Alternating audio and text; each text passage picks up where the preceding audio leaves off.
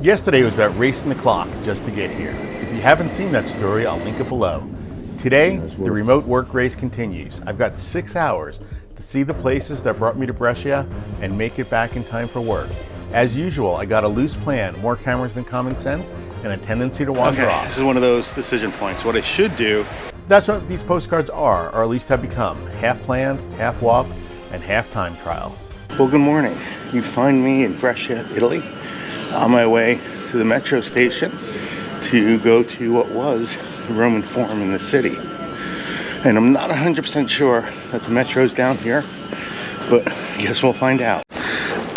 That's the sign I've been looking for. Let's take a look at the route. Okay. One direction we have Pialpino, the other direction Bufaloro. Where are we going? Turns out, after a little map consultation, using the metro really doesn't buy me anything. It's 2.8 kilometers from the metro to the Roman Forum, and it's 1.7 kilometers from here. Yeah, I guess I'm walking. So probably not too surprising that I burned the hour lead time I had to get to the museum, which means taxi.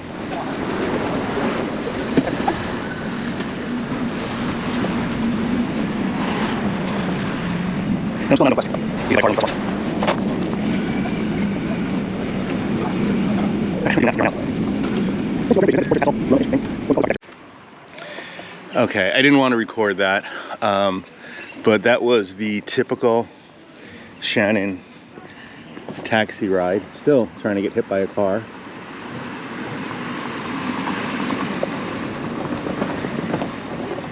That was the typical Shannon taxi ride where these guys, these taxi drivers, especially the ones who've lived in a city for a while, man, they know everything. Okay, fair warning, I'm about to totally geek out. I have a grad degree in classical art and archaeology, and sometimes it just escapes. I know, explains a lot, including why I dragged us to the site. I'm going to bookmark a little section ahead where I explain why this place and its museum are so important. If you're into archaeology, awesome. If not, skip ahead. One thing that does occur to me is that this is above street level. And that's a little bit unusual. Right, depositionally, you usually end up with these things. Depositionally, you usually end up with ruins below. Okay. At Kenta, 1800. I had to be back working by 1400.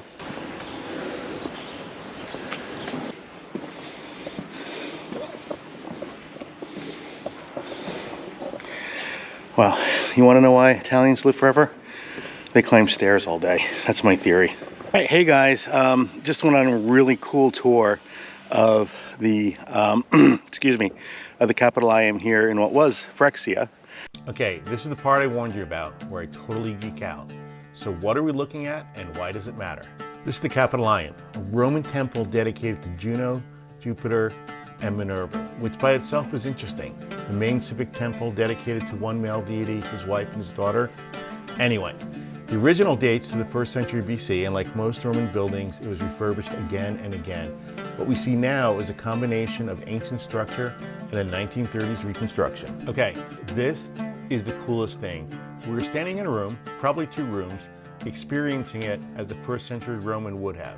You can actually see how the floor was made of layers of gravel, mortar, and tile, and how it visually connects to the wall painting. And yes, I could talk about Roman floors for at least an hour, but I won't. What I will talk about are these frescoes that use paint to imitate stone. It's known as first style Roman wall painting, and it's the reason I'm so spastic about this room is I never really understood the first style. I never found it a credible illusion in textbooks.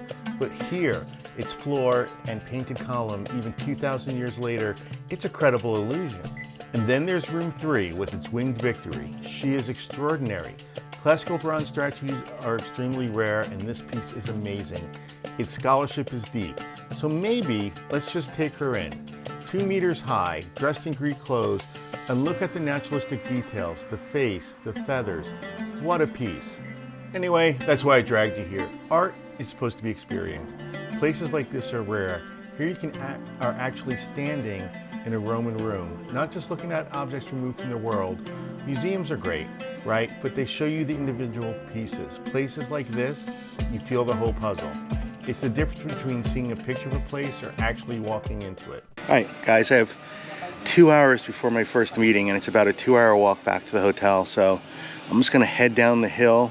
I want to check out the Museo Santa Giulia, and well, hopefully I make it in before the bell rings.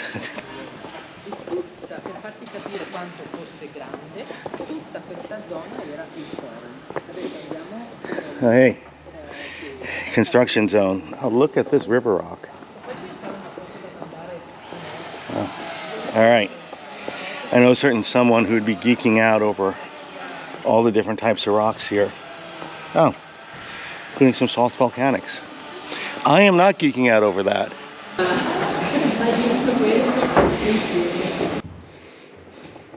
Buongiorno. Buongiorno. Sì, io tengo molto qui. Perfetto. Parliamo italiano? Ah, me la cavo. With the map, I'm now off to Museo Santa Giulia.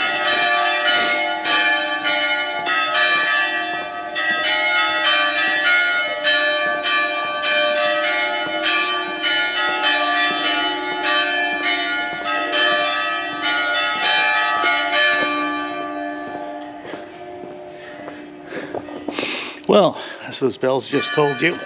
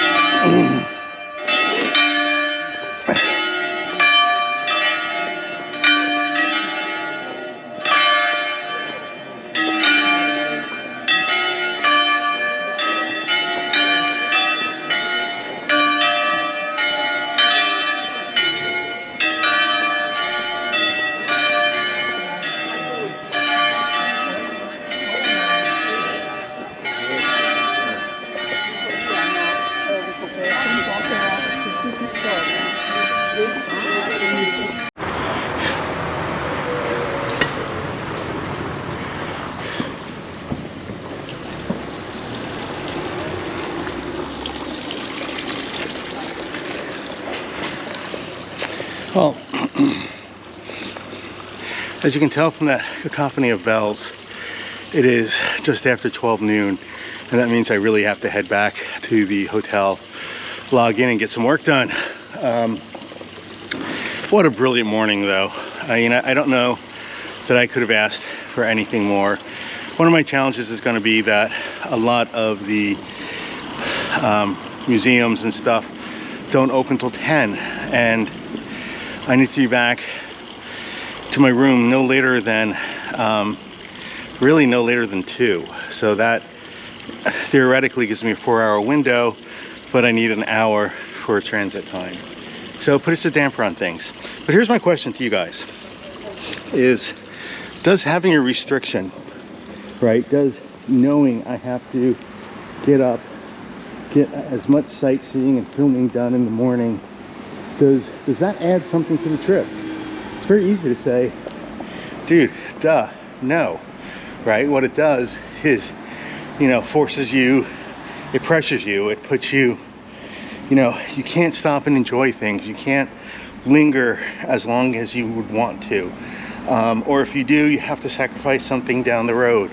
And I think there might be a benefit to that. I think there might be a benefit to, just those deadlines and keep on trucking. And, the pressure creates some creativity. How do I get back to the hotel? I've never been here before. I have a tourist map. Actually, it doesn't cover the hotel. Hoping it takes me to something I recognize. Okay, this brings us to one of these decision points. What I should do is go straight. But despite appearances, it's not what I'm gonna do. I'm gonna go left here, past the Duomo, and hopefully I can square the corner and make it back to where I'm trying to get to. Hello. Ah, ciao ragazzi.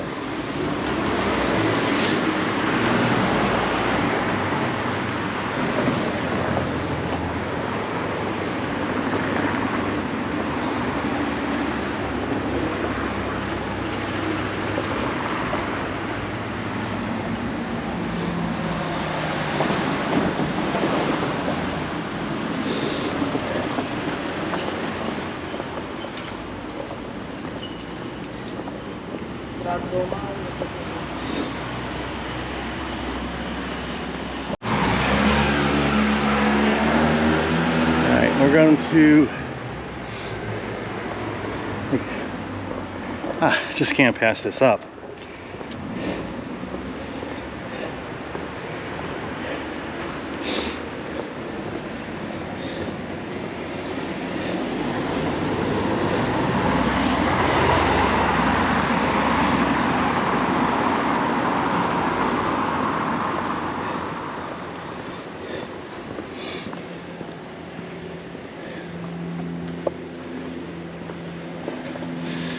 You have no idea how tempting that open door is. Discipline, Shannon. Discipline. Guys, this is the classic Italy, isn't it? Piazza, cafe, ristorante, fountains.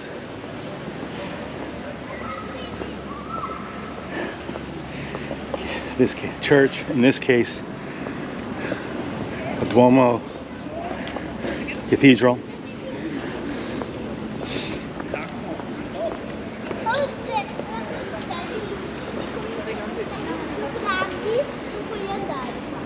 Io ti aspetto qua. Questo. Tutto questo qui. Ma sei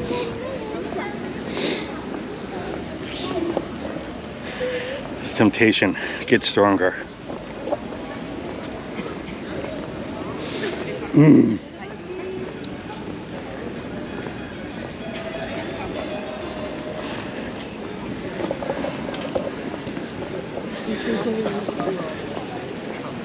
Guessing this is the baptistry. Well, surely we have time to pop into the baptistry. It's one room.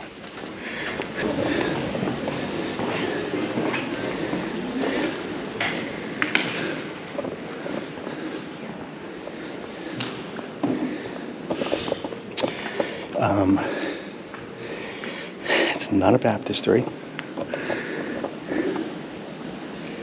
Well, it may technically be one room.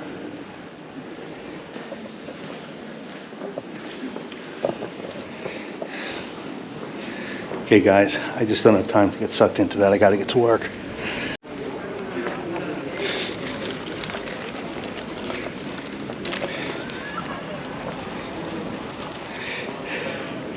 Alright guys, it is 10 after 12, making good progress actually.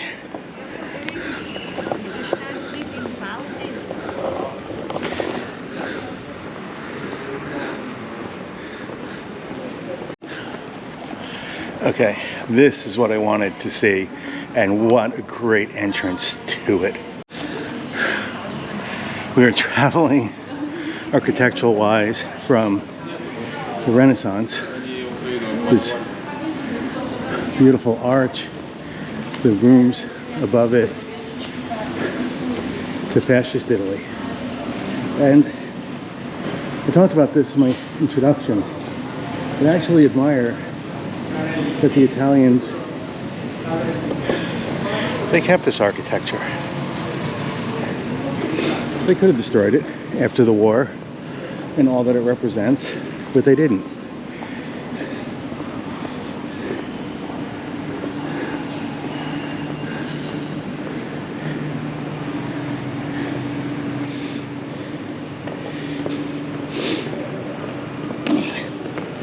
Guys, look at the floor. Are those lights? No, they couldn't be.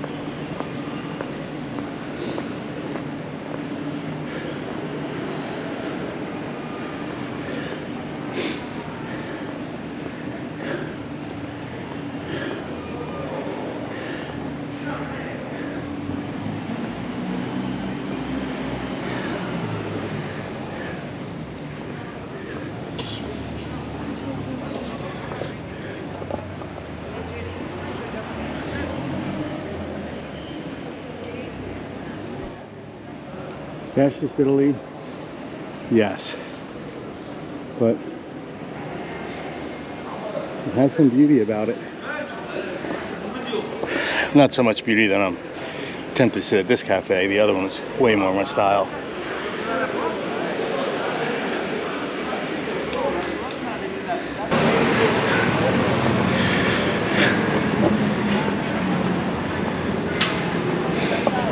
That clock is completely unhelpful. I wish it were true. I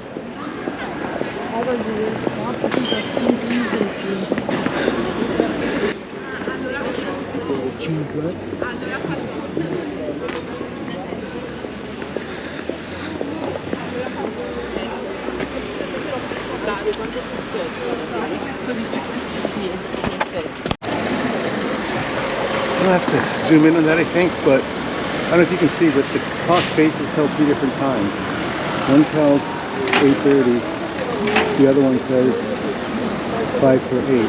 It's an interesting failure. No blinker. No blinker. Ongoing quest to get hit crossing a road.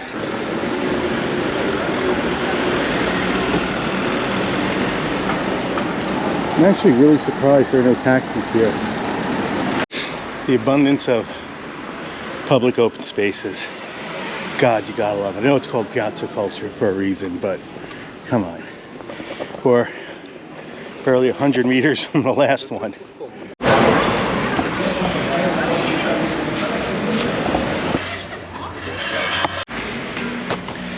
Okay, yes, I gave in. Had a bottle of water, a coffee, brilliant coffee, oh my God. It was €3 altogether. I'm working that out. Anyway, yeah, I gave in. It was €3. Found the bathroom though. And man, what a day.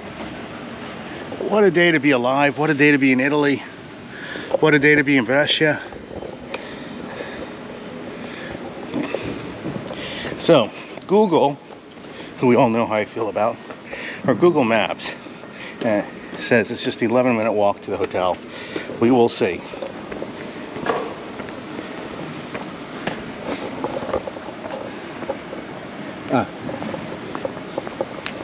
And it is now, It's now 12:50.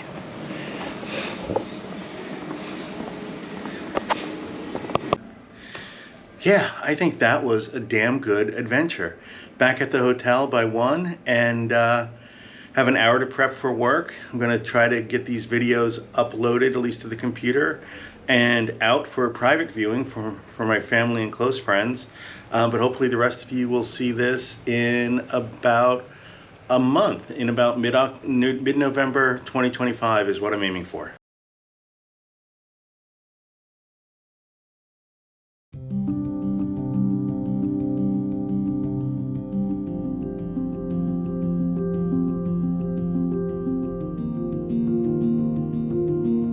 As always, thanks for watching, and don't forget to write.